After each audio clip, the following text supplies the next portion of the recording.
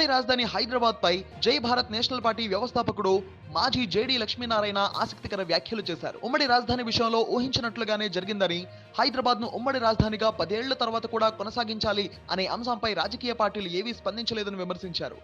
అందరూ exit polls లో మునిగిపోయి ఉమ్మడి రాజధానిని పట్టించుకోలేదన్నారు. ఇక ఆ దేవుడే ఏపీని ఆదుకోవాలని లక్ష్మీనారాయణ అన్నారు. ఎక్స్ వేదికగా ఆయన దీనిపై స్పందించారు. అయితే ఉమ్మడి ఆంధ్రప్రదేశ్ విభజన హామీ ప్రకారం 2 తెలుగు రాష్ట్రాలకు ఉమ్మడి రాజధానిగా హైదరాబాద్ 10 ఏళ్ల పాటు కొనసాగింది. ఆ గడువు నిన్నటితో ముగిసిపోయింది. అయితే ఆ గడువును మరింత కాలం పొడిగించాలంటూ ఏపీ నుంచి పెద్దగా డిమాండ్లు వినిపించలేదు. ఈ పరిణామాలపై సీరియస్ అయిన మాజీ జేడీ ఆందోళన వ్యక్తం చేశారు.